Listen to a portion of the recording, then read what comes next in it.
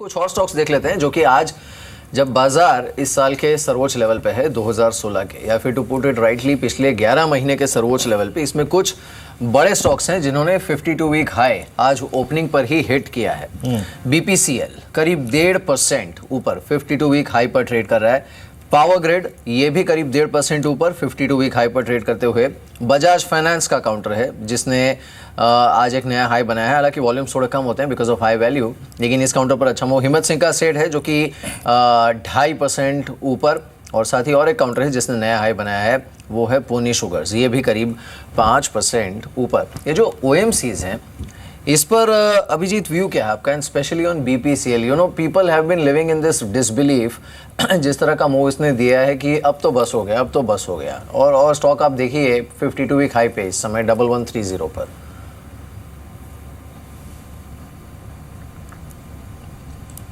Well, Mihir, in that case, you know, जो बोल रहे थे अब तो बस हो गया, when they start buying, I think that is when अब तो बस हो जाएगा.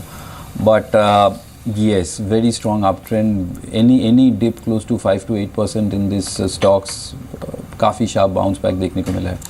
You know, when I look into the weekly, monthly or the daily charts, मुझे कहीं पे कोई as such momentum wise जो कि एक leading indicator होता है, कहीं पे कोई weakness नहीं दिखता है, which suggests the fact कि upsides continue होने का chance घटने से ज़्यादा है. But having said that, yes, it's getting stretched. So I'm sure that you know, people will be eager, probably a little bit more eager to book some profits. So partial profits you can book. If you don't believe in booking partial profits and you use stop loss, you can trail your stop loss. और अगर आपके पास core portfolio में है and it's giving these kind of returns, why trouble it? Just keep it as it is and let ride the trend. अभी जो मैंने Venus remedies का जिक्र किया था, देखिए ये किया था टेक्निकल पर्सपेक्टिव से कि एक स्टॉक 50 के ऊपर निकला, 100 EMA के ऊपर निकला, 200 EMA को अप्रोच कर रहा है।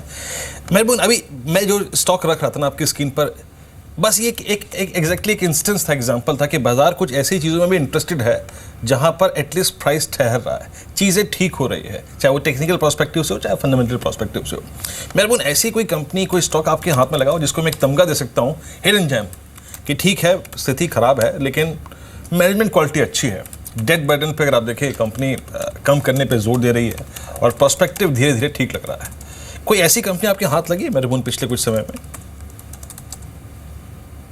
हम लोग अंडरस्टैंड कर रहे हैं एक दो company, I think a little early but I think relatively confident. उसमें कंपनी है वास्कॉन इंजीनियर्स जो पुणे की कंपनी थी, बड़े बड़े प्रॉब्लम्स कंपनी ने देखे। I think they are working very diligently in reducing the debt. Good investors have invested into this company. Debt कम हो रहा है, इंटरेस्ट कम हो जाएगा। I think this company should have improved days. Orders in hand are very good, और 30-32 के आसपास we personally feel this stock can give even a 50 to 100% appreciation over the next 2-3-4 quarters. So I think एक stock हमको पसंद आ रहा है। I think clear disclosure देना चाहता हूँ, we intend to buy into this stock, we are so far not bought, we intend to buy into this stock for our clients because we feel this could be a good long term prospect. दूसरी एक company जो काफ़ी लंबे समय से लोग इसे पसंद करते हैं but it has failed to deliver, but हमें लगता है कहीं ना कहीं एक टर्न अराउंड आ सकता है, वो कंपनी है सुज़लॉन। तो I think at the present level Suzlon में मुझे ज़्यादा रिस्क लगता नहीं है। Vascon engineers could be a good play if you believe that things could improve for this company, जो मैं समझता हूँ विल हैपन वन डे। बिल्कुल। अब देखिए जो स्ट्रक्चरली स्ट्रॉन्ग मार्केट है इसका सबसे बड़ा इंडिकेटर क्या है? आज आप देखिए एडवांसेस की संख्या अगर पूरे NSE पर आप देखेंगे ऑलमोस्ट 1200 काउंटर इस समय तेज़ी में है या फिर बढ़कर चल रहे हैं। नुकसान वाले काउंटर्स की संख्या 130 है, यानी ऑन एन एवरेज अगर आप देखें तो हर 11 बढ़त वाले काउंटर्स के मुकाबले बस एक काउंटर ऐसा है जो कि पूरे NSE पर नेगेटिव है।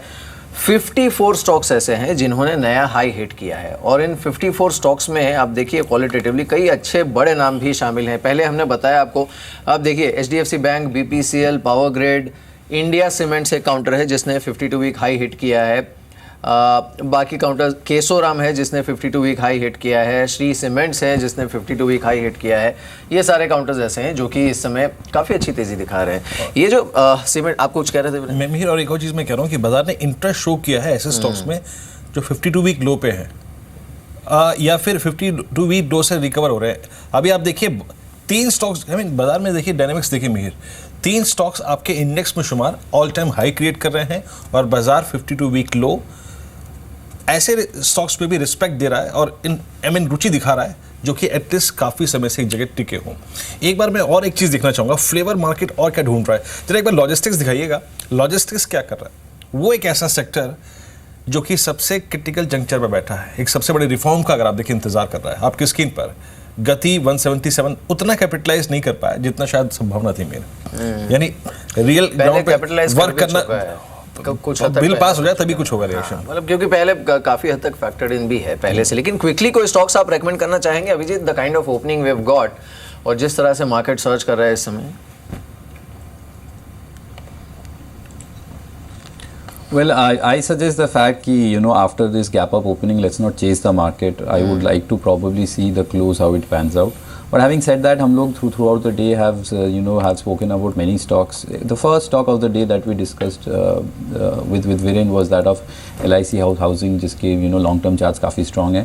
That also looks pretty good. And Asian Paints also is one stock which has given a nice move. So there are few stocks also, but I will suggest that take it a little cautiously if you're entering fresh long positions.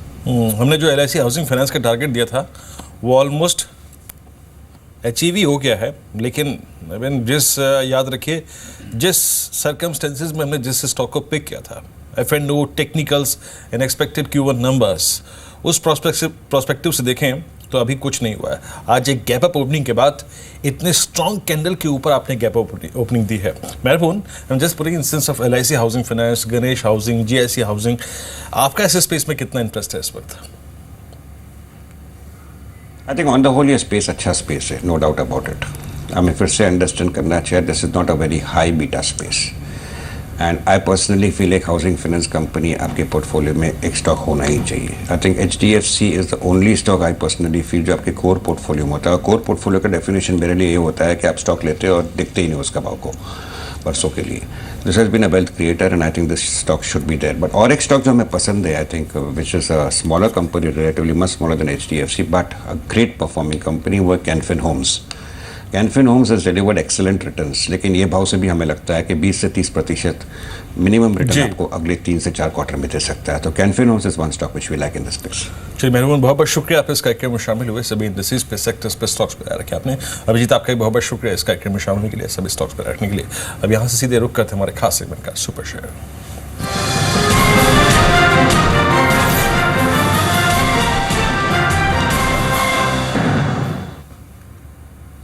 Sumit, बताइए। शुक्रिया मेहर। आज जो share चुन के लाए वो auto ancillary space है। सेटको auto को चुना है। चुनने की वजह, पहले तो कंपनी ग्राहक सूची देखिए, Tata Motors, Ashok Leyland, Mahindra and Mahindra, hero MotoCorp, जो बड़े नाम ऑटो स्पेस के हैं वो सब कंपनी ग्राहक सूची के अंदर हैं। कंपनी के नंबर्स YOY और सीक्वेंशियली दोनों ही आधार पर अच्छे थे। ऑपरेटिंग मुनाफा YOY देखें तो करीब 200% बढ़ता हुआ दिखाई पड़ा, और अगर सीक्वेंशियली नेट प्रॉफिट देखें तो 400% बढ़ता हुआ दिखाई पड़ा। दोनों ही आधार पर कंपनी के नंबर जो वो अच्छे आए थे। रिसेंटली स्टॉक स्प्लिट हुआ है, करीब 10 रुपये की फेस वैल्यू से अब ये 2 रुपये की फेस वैल्यू में आ चुका है। अगर इसके नंबर्स के आधार पर ही अगर देखा जाए गोइंग फॉरवर्ड भी, इंटरेस्ट कॉस्ट को कंपनी ने ईज आउट किया है। कैश करीब 4 रुपये के आसपास की कैश EPS है। अच्छा डिविडेंड पे ऑफ से 2% के आसपास की डिविडेंड यील्ड है, और कंसिस्टेंट डिविडेंड पे आउट का कंपनी का एक ट्रैक रिकॉर्ड है। Over period of time company एक अच्छा डिविडेंड पे किया है। हालांकि बुक वैल्यू के आसपास, क्योंकि एडजस्टमेंट हुआ है शेयर में, तो इसलिए बुक वैल्यू भी इतनी ज़्यादा क्लियर नहीं है, लेकिन हाँ, मोर लेस एडजस्टमेंट पहले शेयर बुक वैल्यू के आसपास ही कामकाज कर रहा था। इसके अलावा अगर वैल्यूएशन वाइज भी देखें तो करीब 2 से 2.5 रुपये के आसपास की मौजूदा EPS दिखाई पड़ रही है। FY18 के लिए जिन रिपोर्ट को हमने रेफर किया, उनका मानना है कि FY18 तक आते आते ये 7 रुपये पहले FY17 में, और FY18 तक आते आते करीब 9 रुपये के आसपास की अनुमानित EPS यहाँ पे लगाई जा रही है। सेंट्रम की एक रिपोर्ट को रेफर किया गया, रादर कंसेंसस टारगेट भी है करीब 80 रुपये के आसपास का, लेकिन सेंट्रम की एक रिपोर्ट को रेफर किया गया, 80 रुपये के टारगेट्स के लिए खरीदारी की राय दी जा रही है। बिल्कुल, तो सेटको पर नजर रखिए। 9% ऊपर सेटको 53.30 पर इस समय ट्रेड करते हुए। हमारे साथ अब UR भट्ट जुड़े हैं, उनसे बात करते हैं। Mister Bhatt, morning to you, शुक्रिया इस बातचीत में शामिल होने के लिए। सो क्लियरली एक चीज़ तो अच्छी दिख रही है मार्केट में, वाइब्रेंसी है। नेगेटिव न्यूज़ अगर आती भी है तो मार्केट उस पर इतना फोकस नहीं कर रहा है जितना typically in a bear environment market करता है। And bulls are latching on to every opportunity that they get. Primary market में काफ़ी अच्छा रुझान है। तो अब ऐसे में यहाँ से आप कितना मार्केट को सर्च करता है देख रहे हैं, maybe by end of monsoon session और maybe by end of this quarterly season जो कि आज से शुरू हो रहा है? Yeah, I think before the end of the monsoon session, you will have quarterly results. So that is something we need to keep a close watch on, because there will be several sectors which might not be able to meet expectations for the quarterly result. The today's buoyancy is largely because of the statistics that came out of the US on Friday night, that is non-farm payrolls, which was dramatically higher than what the market expectations was. So I think the market is celebrating on that count. But I think once results start coming, the good results will probably come in the first half of the result season. But in the second half, you will probably have some reasons to worry. So I don't expect this market to really go up dramatically from here. Probably another 100-150 points at best, and not much more than that. Before which I think the results will start pouring sort of cold water on this rally. लेकिन mister Bhatt exactly Q1 numbers से इस earning season से अगर मैं पूछूं आपकी expectation क्या है? आपने Q3 में अगर आप देखें जो नंबर्स देखे और Q4 में जो नंबर्स देखे, Q4 में आपका टॉप लाइन भले ही अगर आप देखें सब्सटेंशली ऊपर ना गया हो, लेकिन एबिटा लेवल पे, एबिटा परसेंटेज लेवल्स पे, बॉटम लाइंस फिर भी आपको अगर आप देखें इम्प्रूव होते हुए नजर आया। कंपनी ने अपनी कॉस्ट रिडक्शन काफ़ी की थी। आपकी एक्सपेक्टेशन Q1 अर्निंग सीजन से क्या है sir? The last couple of quarters, if you really see, even though the top line was not very good, but the bottom line was reasonably all right, except for a couple of sectors. Largely because of the fact that the commodities were under terrible pressure. Commodities were at historic lows virtually. Whereas now, over the last say about few months, you have seen 2-3 months, we have seen commodities rallying big time. So therefore, that is something that might sort of put paid to hopes on earnings growth, especially the commodity related, because almost every company uses either is a commodity manufacturer or uses the commodities in their business, except maybe services business. So therefore, there will be certainly pressure on profits this time, I think, because if you really see FY16, despite all the sort of expectations and all the rejoicing that we did, as far as earnings were concerned, it was really flat. So even this quarter, I don't think anything much is expected in terms of earnings growth, except maybe a couple of companies which have done which could do very well. But otherwise, on the broad brush, if you really see on IT companies, I think the margin compression would probably be there, largely because of salary increases in the first quarter. You would probably see public sector banks continuing their run towards the bottom. Then you would probably see even others. Commodities particularly may not be doing very well because commodity prices have started, commodity users might not do very well. So I think there will be lots of pockets of problems, especially energy companies might not do all that very well because say oil prices have gone up. So I think on the whole, if you really see, markets might be slightly disappointed on the earnings front. Right. Mr. Bhatt, also, market इस समय जिस तरह का है, जैसे Brexit हुआ तो उस दिन हमने देखा there were few stocks which took a major beating, चाहे वो टाटा मोटर्स हो, टाटा स्टील हो, SBI, इस तरह के स्टॉक्स पे हमने अच्छा खासा नुकसान देखा था। अब मोमेंटम जिस तरह का है मार्केट में, is it safe to say and assume कि इन स्टॉक्स पे in fact there was a good buying opportunity during that Brexit selling जो मार्केट में हुई थी, because otherwise structurally fundamentally things look better here? No, for a long-term investor, I think any steep correction is certainly an opportunity if he sticks to the right stocks. But for short-term investors, there will always be momentum that they could play. But even on Brexit, I think the sort of view today that Brexit doesn't matter, that I don't know whether it will hold for very long. Because once you have some momentum building up on the Brexit talks, I think nervousness will return. And the other sort of flip side of Friday's big earnings, big employment number that caused the rally is also that US might sort of start thinking about hiking interest rates despite Brexit, because the numbers in the US are very good. The economy seems to be performing very well, and so they need to up the interest rates earlier than later. In order to fight potential inflation. So I think there is always a flip side of every coin. So therefore, I think just because there is some revival after the immediate aftermath of the Brexit, it doesn't mean that Brexit can be wished away.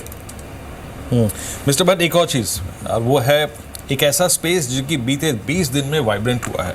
Extreme disappointment के बाद talking about pharma, large cap pharma, mid cap pharma, आप देखिए किस तरीके से मार्च, अप्रैल, मई और in fact पूरा का पूरा अगर आप देखें CY16 का फर्स्ट हाफ डिसअपॉइंटमेंट के नाम रहा।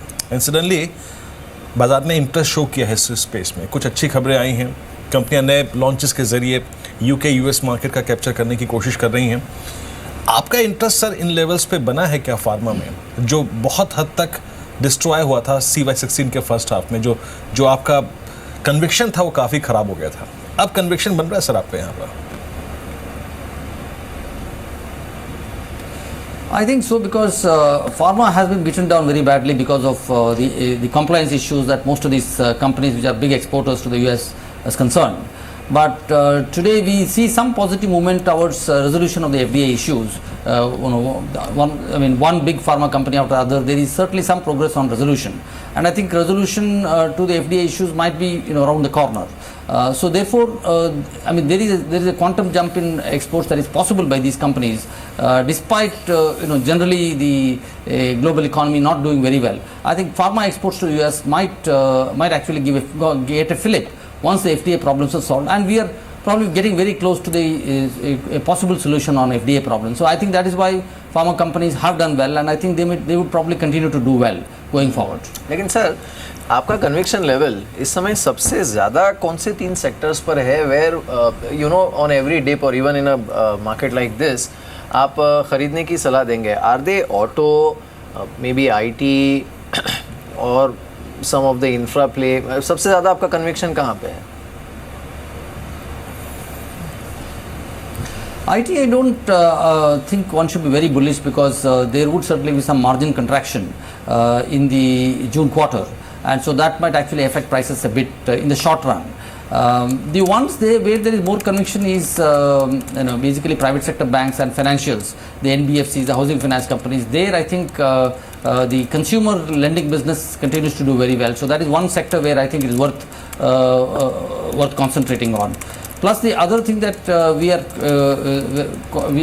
are sure about is the industrials, because the economy is undergoing early stages of an economic revival. So therefore the industrials should do well.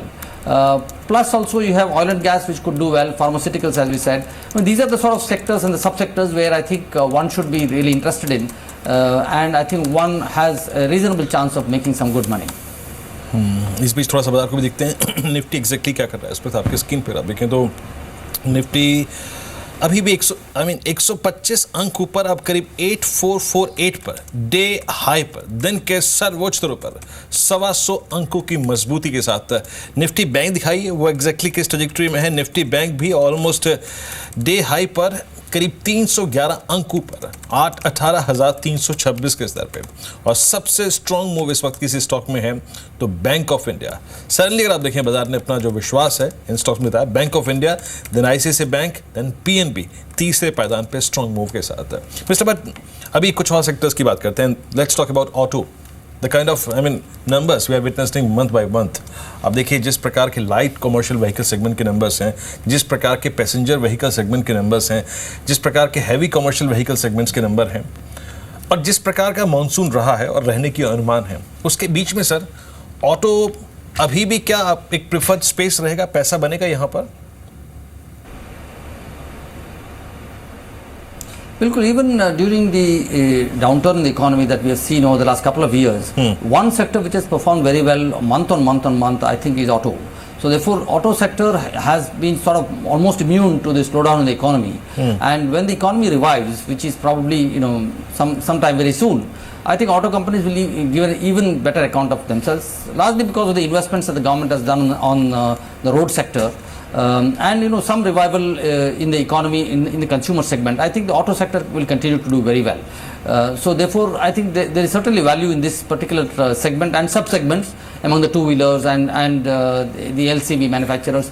Things like that. I think one could always pick particular stocks there. But I think on the whole, the auto sector continues to sort of do well, and I think would provide reasonable money-making opportunities.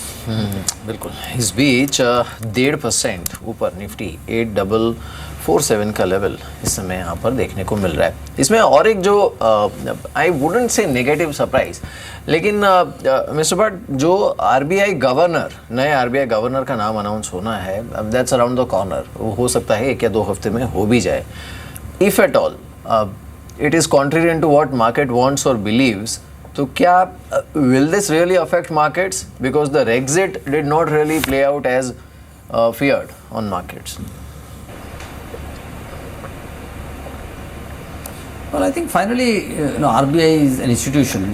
I think the one who heads that has certainly some appeal to the market. But I don't think it can change the direction of monetary policy suddenly just because a new person has come. So therefore, I don't think that would be very material as far as the market is concerned. Well, of course, the market would probably rejoice for a couple of hours if their favorite makes it to the top. But even otherwise, I don't think the disappointment will last very long, even if it is not one of those the market favors.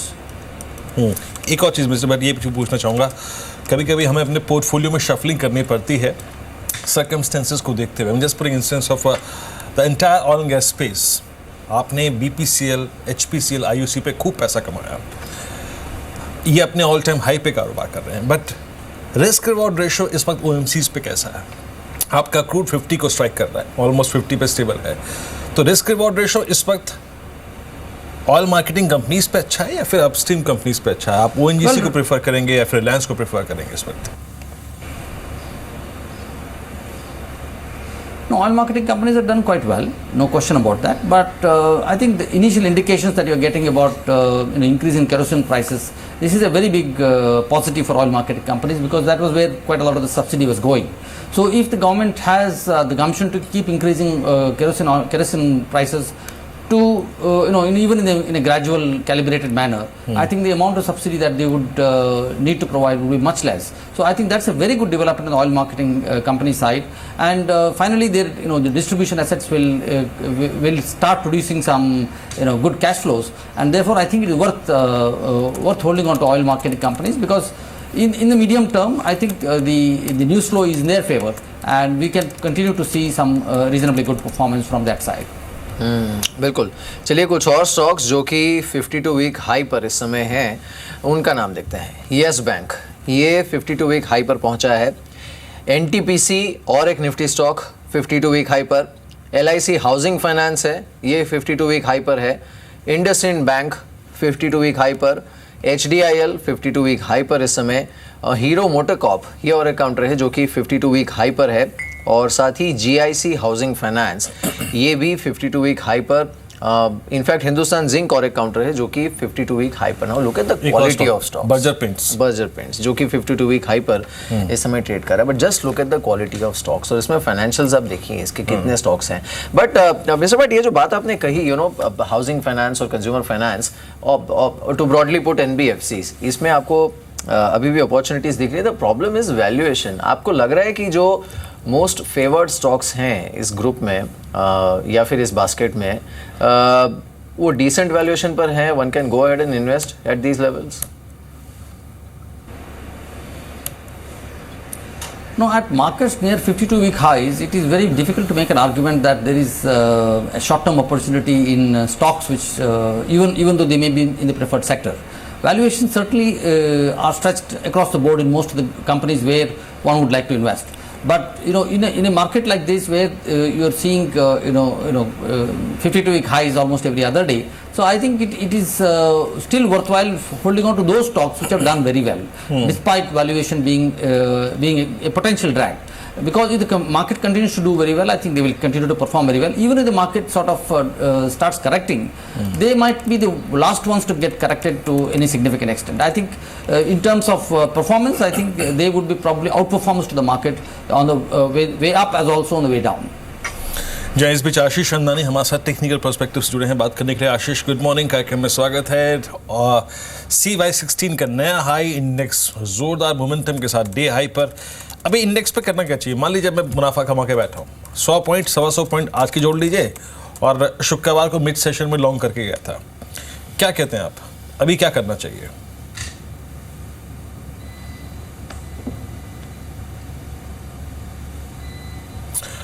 आशीष, मेरी आवाज मिल रही है आपको? नहीं मिल रही है।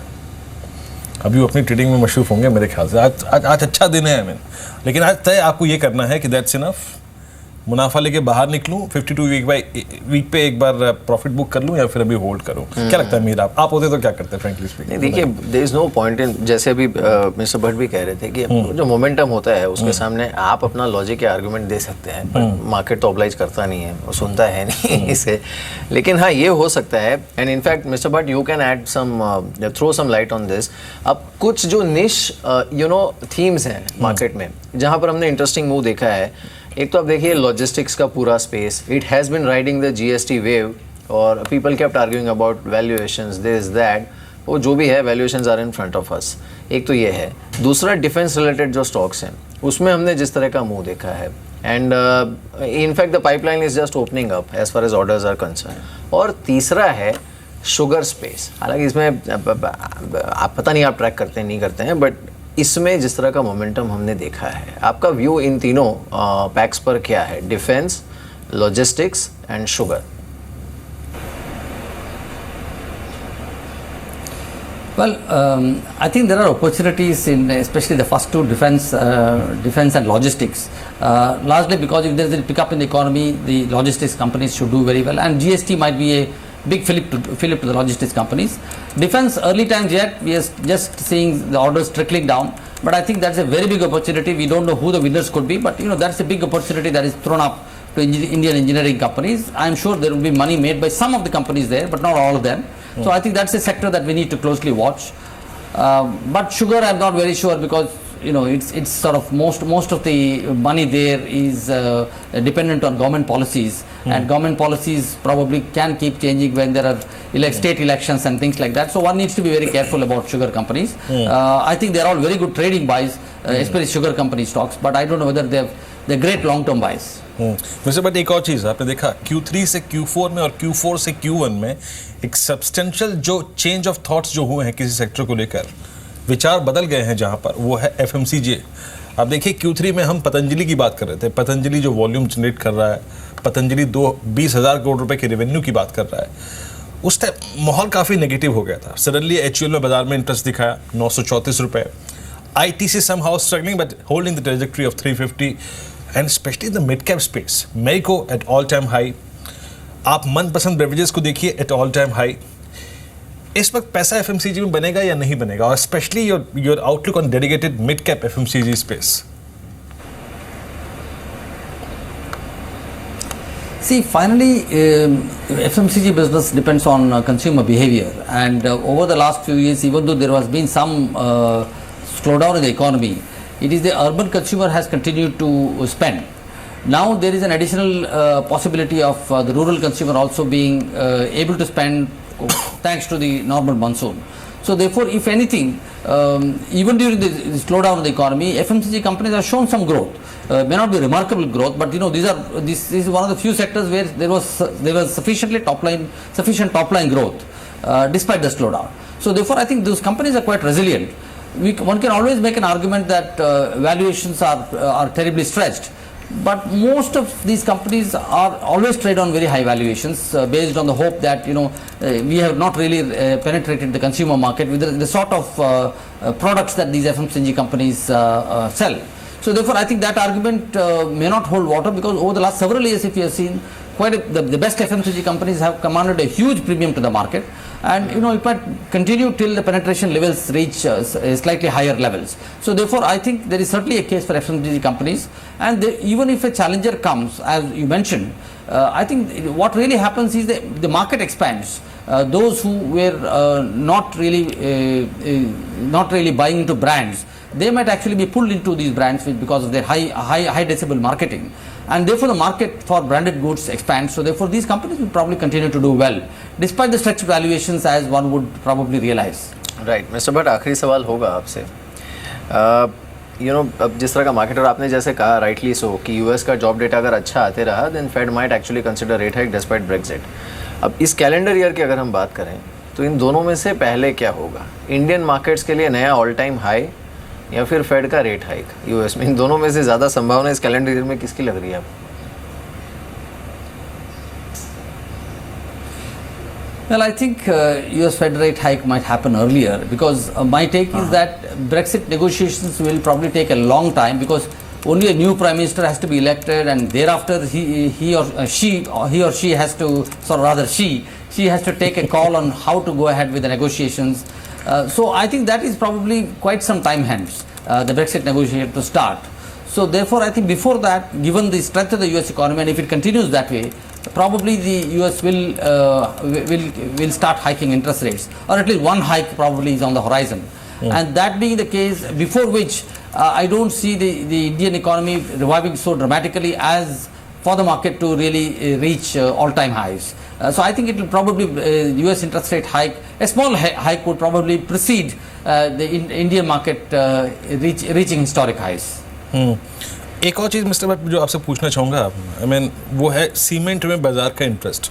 बाजार ने अच्छा इंटरेस्ट शो किया है सीमेंट में. Look at Ambuja cement, ACC, UltraTech cement trading at its all time high, India cement, Heidelberg cement, अच्छा खासा इंटरेस्ट है, एक सब्सटेंशियल इंटरेस्ट है. और ये भी चीज़ मैं प्रूव कर सकता हूँ सर कि बाजार ने अर्निंग्स के ऊपर ही रिएक्शन दिया है.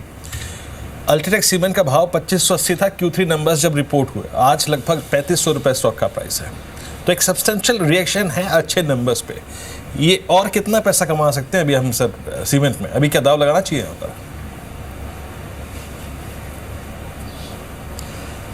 There again, I think cement is one sector where they have been able to, they have been able to hold on to prices despite the economic slowdown. And I think because of the construction activity that is going on, there is certainly some momentum in even volume. And despite the slowdown, if they have performed reasonably well, I think whenever the economy revives, I think these companies can give a reasonably good account of themselves. So I think valuations are a bit stretched in most of these cases. And as I said, in a bull market, you really don't quarrel with valuations. Market decides what level it has to take to. But these companies, I think, can give a reasonably good account of themselves. There may not be super profits in these companies, and therefore not a super performance in terms of price. But I think a steady performance is something that you can budget for. Mister Bhatt, बहुत बहुत शुक्रिया आप इस कार्यक्रम में शामिल हुए sir. सभी सेक्टर्स पे, इंडस्ट्रीज पे आपने अपनी राय रखी. बहुत बहुत शुक्रिया आपका इस कार्यक्रम में शामिल के लिए. बाजार दिहाई पे कारोबार कर रहा है, लगभग 130 अंकों पर 8454 और इंट्राडे हाई पर निफ्टी कारोबार कर रहा है. लेकिन आपको हम एक जरिया और देते हैं अपनी निवेश की और अपनी इन्वेस्टमेंट की और अपनी ट्रेडिंग की कहानी हमको सुनाने के लिए सेल्फी के जरिए. आइए देखते हैं आज कौन से दर्शक हैं, उन्होंने किस सेक्टर पर दाव लगाया और कितना पैसा कमाया, कैसे. मैंने जी चैनल का बहुत बहुत आभारी हूँ जिन्होंने छोटे निवेशकों को अपनी बात बताने का यह मौका दिया. मैं पिछले 6-7 सालों में शेयर मार्केट में इन्वेस्ट करता आ रहा हूँ. शुरुआत में मुझे बड़ा नुकसान भी हुआ. बाद में मैंने अपने निवेश का तरीका बदलकर ब्लू चिप कंपनियों में लॉन्ग टर्म के लिए इन्वेस्ट करना चालू किया, जिसकी वजह से मैं आज अच्छे प्रॉफिट में हूँ. हाल ही में मैंने L&T के 100 शेयर 1100 के आसपास बाय किए हैं, जो आज 1550-1600 के आसपास है, जिसके लिए मैं जी बिज़नेस का धन्यवाद करना चाहता हूं, जिनकी वजह से मुझे निवेश करने में सहायता मिलती है. तो आप भी हमें अपनी कहानी बता सकते हैं, आपके निवेश की कहानी आप ही की ज़ुबानी. आप अपनी सफलता की चाबी हमारे दर्शकों के साथ शेयर कर सकते हैं. और ये करने के लिए आप अपना 1 मिनट का वेल्फी यानी सेल्फी वीडियो बनाइए और हमें भेजिए 8588899222 पर. एक बार फिर से बता दें, 8588899222. ये सिर्फ वीडियो भेजने के लिए नंबर है. आप अपनी स्टॉक मार्केट की क्वेरीज यहाँ पर मत भेजिएगा. लेकिन अगर आपने हमें आपकी तरकीब बताई तो हम इस तरकीब को जी बिजनेस के सभी दर्शकों तक पहुँचाएंगे. आशीष अंदानी हमारे साथ हैं इस बीच. आशीष, अच्छा खासा मोमेंटम है, इंट्राडे क्या हाई एक्सपेक्ट करना चाहिए मार्केट पर? 8453 पर ऑलरेडी है निफ्टी. देखिए, मेरे ख्याल से अब लॉजिकल टारगेट जो बनता है वो 8500 का है, बट मुझे नहीं लगता कि शायद वो इंट्राडे अचीव होगा, क्योंकि हम थोड़ा सा वैल्यूएशंस की तरफ भी ध्यान देना चाहिए. आप देखें आज थोड़ा सेक्टर रोटेशन हो रहा है. आप ICICI बैंक में देखें जो काफ़ी समय से बंद नहीं चल रहा था, आज उसमें थोड़ी सी हमने तेज़ी देखी. टाटा मोटर्स में हमने थोड़ा मोमेंटम देखा है. मुझे लगता है इंट्राडे में 8480 should be the high for the markets.